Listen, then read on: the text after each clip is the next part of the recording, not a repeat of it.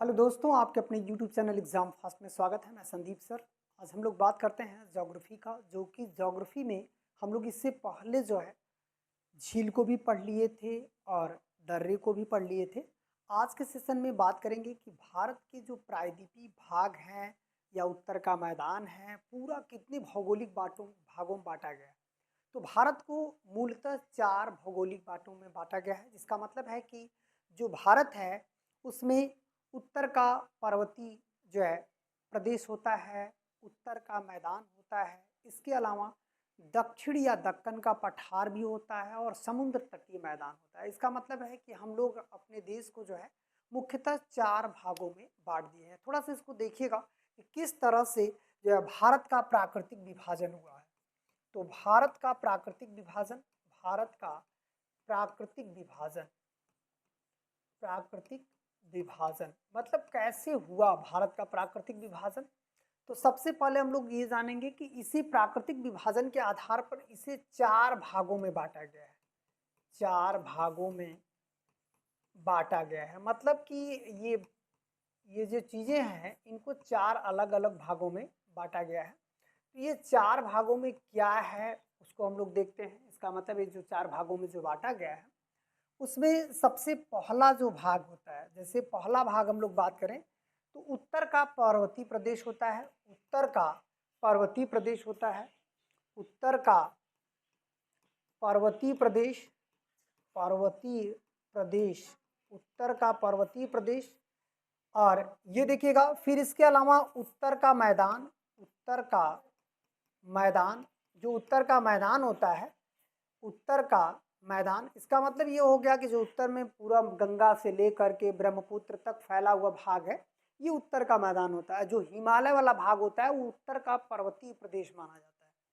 और जो तीसरी की बात करते हैं, इसका मतलब है तो इसे हम लोग उत्तर का मैदान या इसे उत्तर का विशाल मैदान भी बोला जाता है। मतलब काफ़ी बड़ा है विशाल मैदान, जो कि सतलज से गंगा ब्रह्मपुत्र तक फैला है, इसी वजह से इसे विशाल मैदान कहते हैं। तीसरा हमारा पॉइंट आता है प्रायद्वीपीय पठार। प्रायद्वीपीय पठार द्वीपीय पठार या तो प्रायद्वीपीय पठार कहेंगे या इसे दक्षिण का पठार कहेंगे। दक्षिण का पठार इसका मतलब है, या दक्षिण का पठार कहते हैं।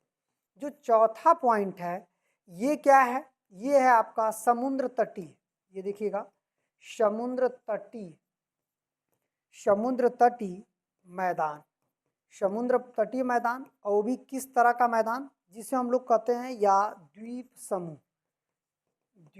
समूह। ये हमारा 4 प्राकृतिक विभाजन है, 4 प्रमुख प्राकृतिक विभाजन है। इनमें हम लोग एक एक पॉइंट को अच्छे से समझेंगे और थोड़ी सी चित्र के माध्यम से भी समझ लेते हैं। तो ये देखिएगा, इसका जो चित्र के माध्यम से जो समझेंगे वो चीज़ें क्या है। जैसे ये हमारे जो भारत का मैप है, यदि हम लोग भारत के मैप को देखें तो उस मैप के अनुसार जो आपके एग्जामिनर में जो क्वेश्चन बनेंगे वो उत्तर के मैदान कौन कौन से होते हैं और प्रायद्वीपीय जो है पठार कौन कौन सा है, इस तरह से हम लोग समझ पाएंगे। अब देखिएगा, इसका मतलब है कि इस मैप के अनुसार हम लोग को पूरे के पूरे भारत की स्थिति को भी हम लोग अच्छे से समझ ले सकते हैं। तो सबसे पहले हम लोग यहाँ पर रंग बदल कर की बात करते हैं कि किस तरह से पर्वतीय भाग है, किस तरह से मैदान है, उसकी बात करते हैं। तो ये देखिए, जो ऊपर वाला भाग है उत्तर का पर्वतीय, मतलब यहाँ से पर्वतीय भाग कट गया है, ठीक है, जिसको हम लोग ऐसे से कर सकते हैं। ये देखिए, ये आपका उत्तर का पर्वतीय भाग, मतलब भारत में उत्तर का पर्वतीय भाग देखिए यहाँ तक फैला हुआ है, ठीक। ये पूरा का पूरा भाग उत्तर का पर्वतीय भाग है। फिर इसके बाद हम लोग दूसरा पॉइंट को समझेंगे, जो हमारा जो है दूसरा पॉइंट एक विशाल मैदान का निर्माण कर रहा है। ये देखिएगा, ये इसका मतलब है ये भाग एक विशाल मैदान का निर्माण कर रहा है। जो प्राकृतिक विभाजन हुआ उसमें जो ये वाला भाग है ये एक विशाल मैदान का निर्माण कर रहा है। तो हम लोगों को ये समझना है कि विशाल मैदान का निर्माण किस तरह से हो रहा है। तो ये देखिए, विशाल निर्माण ये कहाँ शुरू होता है, सतलज से शुरू होता है। जो विशाल मैदान है वो किस नदी से शुरू होता है? सतलज। और कहाँ तक चलता है? ये ब्रह्मपुत्र तक, ब्रह्मपुत्र। इसका मतलब है कि सतलज से ब्रह्मपुत्र वाले क्षेत्र में हम लोग कह सकते हैं कि एक विशाल मैदान का निर्माण होता है। उसके हम लोग नीचे आए तो यहाँ पर देखिएगा उसका ये वाला जो भाग है, इसका मतलब है यहाँ से आप सीधे यहाँ पूरा का पूरा करके ये तट वाला भाग को हटा दीजिए, ये है। और यहाँ पर देखिएगा, रंग को हम लोग बदल देते हैं। ये देखिए, ये हो जाएगा आपका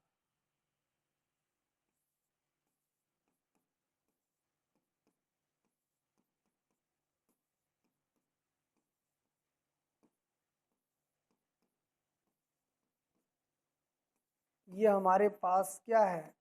ये पठार है, चाहे वो दक्कन का पठार हो, चाहे छोटा नागपुर का पठार हो, मतलब कोई भी पठार हो, ज़्यादातर पठार यही पे है।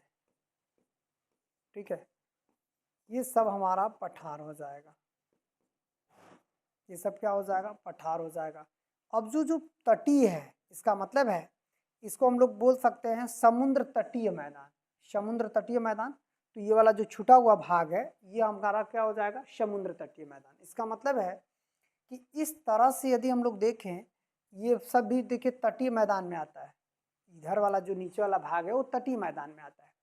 तो पूरा का पूरा जो भारत को प्रायद्वीपीय स्थितियों में हम लोगों ने बांटा कि भारत अलग अलग प्रायद्वीपीय किस तरह से प्रायद्वीप में बटा है, वो 4 प्रायद्वीप जो भारत में बटे हैं वो चारों प्रायद्वीप देखिए यही हैं।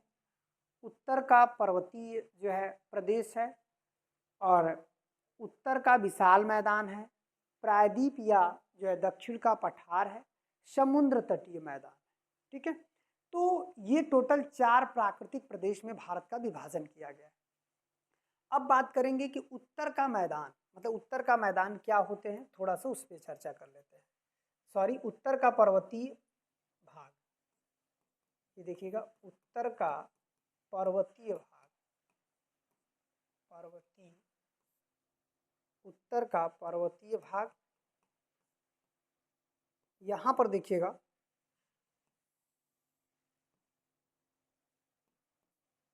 पर्वतीय भाग, तो ये देखिए 2 तरह का बनता है। एक बनता है ट्रांस हिमालय और एक बनता है हिमालय। हिमालय, इसका मतलब है कि उत्तर का पर्वतीय भाग जो देखा जाए तो 2 भागों में बटा है, एक ट्रांस हिमालय में, एक हिमालय में बटा हुआ है। जो ट्रांस हिमालय है ये क्या है? सबसे पहले बना है, सबसे पहले बना है। इसका मतलब है ये ट्रांस हिमालय सबसे पहले बना है। इसका मतलब है कि ये किसका हिस्सा है? यूरेशियन प्लेट का। इसे हम लोग परा हिमालय भी कहते हैं, परा हिमालय, हिमालय कहते हैं। ये किसका हिस्सा है? यूरेशियन, यूरेशियन, यूरोप और एशिया प्लेट, यूरेशियन प्लेट। ठीक है, जिसको हम लोग कहते हैं यूरोप और एशिया प्लेट से बना हुआ है। अब बात ये करते हैं कि सबसे पुराना भाग है, इसमें लद्दाख है, काराकोरम है, वो सब जो श्रृंखलाएं इसी में बताएंगे कि कौन कौन से ट्रांस हिमालय में भाग आते हैं। अब हम लोग थोड़ी सी बात करें कि जो हिमालय है वो क्या है।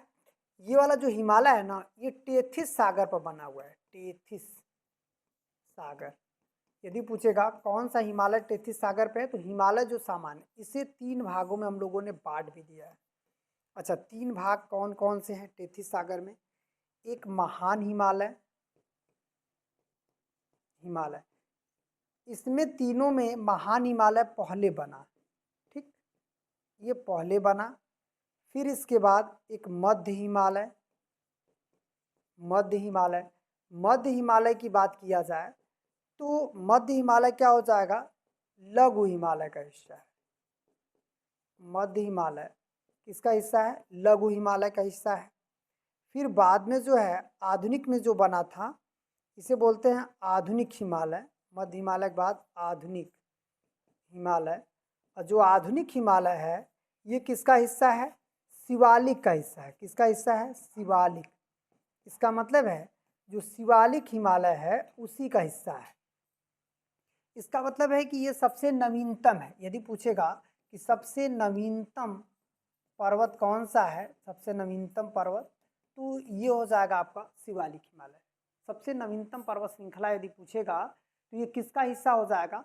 शिवालिक हिमालय जो है हमारे पर्वतीय क्षेत्र का सबसे नवीनतम हिस्सा माना जाता है।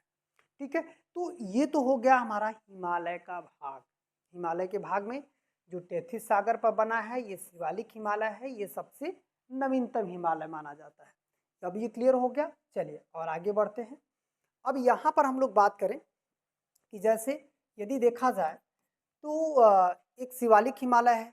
अब बात करते हैं कि ये किस तरह से बनता है। जैसे हम लोग बात करें ट्रांस हिमालय में कौन कौन से हिमालय आते हैं, क्योंकि आप देखेंगे भू संरचनाएं तो धीरे धीरे टेथिस सागर पर बन जाती हैं, लेकिन ट्रांस हिमालय में कौन सा भाग आता है? तो ट्रांस हिमालय में आपको ये पता होना चाहिए कि ट्रांस हिमालय में कौन कौन सा पर्वत आता है। ट्रांस हिमालय, ट्रांस हिमालय में देखा जाए तो ये क्वेश्चन पूछता है ना कि ट्रांस हिमालय का हिस्सा नहीं है कौन सा एक पर्वत श्रृंखला जो ट्रांस हिमालय का हिस्सा नहीं है। तो यहाँ पर देखिए ट्रांस हिमालय में मुख्यतः 4 श्रेणियां आती हैं। 4 श्रेणियां आती हैं, श्रेणियां आती हैं। तो अच्छा, कौन कौन सी 4 श्रेणियां हैं जो ट्रांस हिमालय में है? तो पहला है आपका काराकोरम, सबसे उत्तर में है काराकोरम श्रेणी। काराकोरम श्रेणी जो ट्रांस हिमालय में हिस्सा है। तो आपको यही सब तो क्वेश्चन पूछता है कि मध्य हिमालय का हिस्सा नहीं है, ट्रांस हिमालय का हिस्सा नहीं है, महान हिमालय का हिस्सा नहीं है, ऐसे करके आपका एग्जामिनर क्वेश्चन बना रहा है। आपका जो एग्जामिनर है इसी तरह से क्वेश्चन बना रहा है। वो हर एक एग्जाम में बना रहा है, चाहे रेलवे हो, चाहे एसएससी हो, चाहे पीसीएस हो, किसी भी एग्जाम में आप यदि देने जा रहे हैं तो ऐसा ही क्वेश्चन बन रहा है। तो आपको केवल अच्छे से समझना है कि आप किस एग्जाम को देने जा रहे हैं और कैसे कवर करना है। तो यहाँ पर काराकोरम है, लद्दाख है, इसका मतलब हो गया लद्दाख श्रेणियां हैं। और तीसरा देखिएगा आपका जास्कर है, जास्कर श्रेणियां। और जो चौथा है वो हो जाएगा कैलाश श्रेणियां। इसका मतलब है कि ट्रांस हिमालय में मुख्यतः 4 श्रृंखलाएं आती हैं। कौन कौन सी? काराकोरम श्रेणी, लद्दाख श्रेणी, जास्कर श्रेणी और कैलाश श्रेणी। ये 4 जो है यही जो मुख्य हिमालय का हिस्सा है ट्रांस हिमालय का, जो कि सबसे पुराना बना है। मतलब ये टेथिस सागर पर नहीं, टेथिस सागर पर तो आप महान हिमालय देखेंगे, मध्य हिमालय देखेंगे और लघु हिमालय जिसे नवीनतम हिमालय कहा जाता है, ये सब कुछ आप देखेंगे टेथिस सागर पे। और ये जो है ये एक प्लेट की खिसकने की वजह से हुआ, जिसे हम लोग बोलते हैं ट्रांस हिमालय। इसमें 4 श्रृंखला आती है। लगातार आपका एग्जामिनर चाहे शिक्षक हो, कोई भी एग्जाम, आप इसमें से क्वेश्चन पाएंगे। ठीक है, तो अब हम लोग जानेंगे कि काराकोरम मतलब कि आखिर ट्रांस हिमालय के बारे में जानेंगे कि यह यूरेशियाई प्लेट का हिस्सा है और काराकोरम श्रृंखला इसमें कौन सी है। तो सबसे पहले हम लोग पढ़ेंगे काराकोरम, ये कहाँ से कहाँ तक फैला है। ये देखिएगा, भारत का सबसे उत्तरी यदि कोई श्रृंखला या चोटी है तो वो कौन सी है? काराकोरम है। और भारत में ये भी है कि इसकी ऊंचाई लगभग 8,611 मीटर के आसपास है, ये सबसे उत्तर में है। और काराकोरम की सबसे ऊंची जो चोटी है वो केटू है, जो कि पीओके में पाई जाती है। थोड़ा सा हिस्सा इसका भारत में है, लेकिन भारत की ही सबसे ऊंची चोटी है। मतलब यदि पूछेगा कि भारत की सबसे ऊंची चोटी कौन सी है, तो ये क्या हो जाएगा? भारत की सबसे ऊंची चोटी जो है काराकोरम श्रृंखला की केटू, केटू जो है, जो कि सबसे उत्तरी भाग है। इसका मतलब है कि यहाँ से फिर भारत की सीमा समाप्त हो जाती है काराकोरम।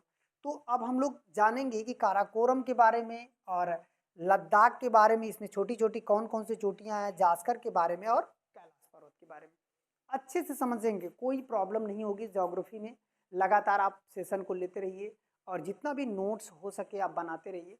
और ऑनलाइन पढ़ने का मतलब ये नहीं होता है कि आप पीडीएफ से पढ़ें। ऑनलाइन मतलब होता है कि आप यदि क्लास चल रहा है, आप खुद से हैंड राइटिंग यदि बनाते हैं, तब तो ऑनलाइन ज़्यादा आपको बेनिफिट देगा, और नहीं तो आपको ज़्यादा बेनिफिट नहीं मिलने वाला है। तो इससे अच्छा है कि आप ऑफलाइन पढ़िए। ठीक है, यदि ऑनलाइन वाकई में पढ़ना चाहते हैं तो टीचर जिस तरह से लिख करके पढ़ा रहा है आप उस तरह से नोट्स बनाते जाइए। आप देखिए आपको इसका बेनिफिट बेहतर मिलेगा। वीडियो की वॉइस सुनते हुए आप नोट्स बनाते जाइए, बहुत बेहतर होगा। आपको पीडीएफ चाहिए तो पीडीएफ मिल जाएगा, लेकिन याद रखना है कि पीडीएफ से कभी तैयारी नहीं होती है, ठीक है। लाखों पीडीएफ है आजकल, डिजिटल समय में बहुत सारे पीडीएफ आ गए हैं, मतलब आप जिस संस्थान का चाहेंगे उस तरह का पीडीएफ लेंगे, लेकिन कोई मतलब इसका नहीं निकलने वाला है, ठीक है, जब तक आप उसे अच्छे से पढ़ते नहीं हो। तो सबसे पहले हम लोग बात करते हैं काराकोरम। काराकोरम जो हमारा पर्वत है, ये देखिएगा काराकोरम, काराकोरम श्रेणी। सबसे पहले हमको ये जानना है कि ये है कहाँ पे, ये लद्दाख में। अब ये जम्मू कश्मीर में नहीं रहा, एक संघ राज्य हमारा लद्दाख है, उसी का हिस्सा काराकोरम है। काराकोरम की जो ऊंचाई है, ऊंचाई क्या है, काराकोरम पूरी श्रृंखला की ऊंचाई यदि देखा जाए तो इसकी ऊंचाई 8611 मीटर है। काराकोरम की ऊंचाई, काराकोरम की ऊंचाई के बाद इसकी सबसे मतलब जो ऊंचाई है 8000, तो इसकी जो सबसे ऊंची चोटी, सबसे ऊंची चोटी, ऊंची चोटी, इसका मतलब काराकोरम की सबसे ऊंची चोटी कौन सा है, Godwin Austen, Godwin Austen, Godwin Austen इसकी सबसे ऊंची चोटी है, गॉडविन ऑस्टिन। और जिसकी ऊंचाई ही 8611 है, वो काराकोरम की भी सबसे सर्वोच्च ऊंचाई है, इसकी भी है सबसे ऊंची चोटी। यह भारत की सबसे ऊंची चोटी है, भारत की सबसे ऊंची चोटी है, क्योंकि दुनिया में तो एवरेस्ट है लेकिन भारत का नहीं है, भारत की सबसे ऊंची चोटी। भारत की सबसे ऊंची चोटी यदि पूछेगा तो क्या हो जाएगा, गॉडविन ऑस्टिन हो जाएगा, ये भारत की सबसे ऊंची चोटी है, ठीक है। अब बात हम लोग ये करते हैं कि जैसे जो सबसे ऊंची चोटी गॉडविन ऑस्टिन है वो कहाँ पे है, तो वो आता है पीओके प्लस लद्दाख। इसका मतलब हो गया कि ये इसका क्षेत्र मुख्यतः पीओके में भी आता है, जो हम लोग यहाँ पर देख रहे हैं, हम लोग पूर्णतः लद्दाख में ही मानते हैं, लेकिन ये थोड़ा सा भाग इसका पीओके में भी है। और इसी पर यह भारत का सबसे उत्तरी पर्वत है, यह भारत का सबसे उत्तरी पर्वत है, सबसे उत्तरी पर्वत है। इसका मतलब है कि भारत का सबसे उत्तरी पर्वत की बात किया जाए तो कौन सा पर्वत है, काराकोरम श्रृंखला है जो भारत की सबसे उत्तरी पर्वत माने जाते हैं। तो आपको ये भी जानना है कि भारत का सबसे उत्तरी पर्वत कौन सा है, काराकोरम। अब इसके बाद हम लोग बात करेंगे कि इसी पर जो है जो ग्लेशियर सियाचिन है, सियाचिन ग्लेशियर, देखिए ये देखिए इसी पर ग्लेशियर, कुछ ग्लेशियर हैं जिसमें आपका सबसे महत्वपूर्ण ग्लेशियर आता है सियाचिन, सियाचिन, सियाचिन ग्लेशियर जो है ये सबसे महत्वपूर्ण ग्लेशियर आता है, सियाचिन ग्लेशियर। और यदि ये देखा जाए इसके अलावा, जैसे सियाचिन के अलावा कौन कौन से हैं, बियाफो है, बियाफो, ठीक है, बियाफो ग्लेशियर हो जाएगा। और फिर इसके बाद बाल्टोरा हो जाएगा, बाल्टोरा, बियाफो हो गया, बाल्टोरा हो गया, हिस्पर हो गया, हिस्पर, ये भी सब लद्दाख में है, याद रखना है, हिस्पर, ये सभी जो है जैसे सियाचिन के अलावा बियाफो ग्लेशियर, बाल्टोरा ग्लेशियर, हिस्पर, ये सब कुछ जो है ये किसका हिस्सा है, काराकोरम का। मतलब ये जितने भी बर्फ हैं ये सब काराकोरम का हिस्सा है। तो आपको एकदम काराकोरम का जो शॉर्ट फॉर्म है, मतलब अच्छे से आपको समझना है, तो ये ध्यान रखना है कि यही आपको बस केवल याद रखना है, आप आराम से इसको कवर कर ले जाएंगे, बहुत दिक्कत नहीं है। काराकोरम श्रेणी लद्दाख राज्य में मूलतः आता है, भले वो पीओके का हिस्सा हमने यहाँ पर बना दिया। ऊंचाई इसकी 8611 है कि सबसे ऊंची गॉडविन ऑस्टिन है, इसी को हम लोग शॉर्ट भाषा में K2 भी कहते हैं, मतलब गॉडविन ऑस्टिन को K2 भी कहा जाता है, ठीक है, ये ध्यान रखना है, इसको क्या बोला जाता है, K2, गॉडविन ऑस्टिन को। अब बात करते हैं भारत की सबसे ऊंची चोटी है, इसके अलावा भारत का सबसे उत्तरी पर्वत भी माना जाता है, जैसे पर्वत श्रृंखलाओं में सबसे उत्तरी पर्वत श्रृंखलाएं यदि पूछेगा तो ये भारत का जो है काराकोरम हो जाएगा। इसी पर जो है ग्लेशियर, कुछ ग्लेशियर हैं, कौन कौन से हैं, सियाचिन है, बियाफो है, बाल्टोरा, हिस्पर है, ये सभी जो है ग्लेशियर काराकोरम श्रृंखला में ही आती हैं, इतना आपको ध्यान रखना है, ठीक है।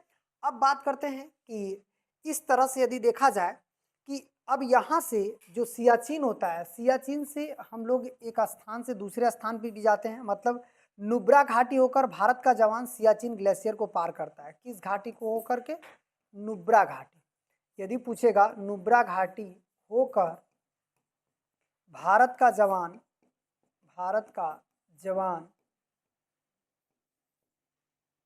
सियाचिन पहुंचता है, सियाचिन पहुंचता है, सियाचिन पहुंचता है, तो आपको ये बात क्लियर हो गई कि ये जो आपका काराकोरम जो ट्रांस हिमालय है, ट्रांस हिमालय में सियाचिन जाने के लिए एक रास्ता है नुब्रा घाटी, जो कि आपका बहुत ही वेरी इंपॉर्टेंट पॉइंट इस पर देता है, क्योंकि यहाँ से क्वेश्चन आपका एग्जामिनर देता है नुब्रा घाटी कहाँ पे है। तो नुब्रा घाटी काराकोरम श्रृंखला का ही भाग है, जिसको क्रॉस करके जो हमारी सेना कहाँ पहुँचती है? लद्दाख पहुँचती है, लद्दाख से सियाचिन पहुँचती है। ठीक है, तो ये हमारा जो है काराकोरम हो गया।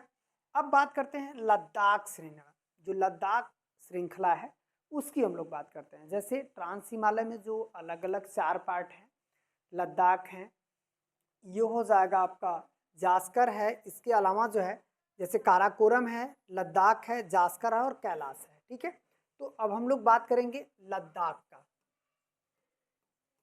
लद्दाख श्रेणी। ठीक, लद्दाख श्रेणी, तो लद्दाख श्रेणी की बात करेंगे जो कि इम्पॉर्टेंट है। तो चलिए आज का सेशन यहीं पे रोकते हैं, फिर नेक्स्ट वीडियो में मिलते हैं, नेक्स्ट क्लास में। आपका कंटिन्यू ये ब्रह्मास्त्र की तरह चलेगा बैच और लगातार चलता रहेगा। ठीक है।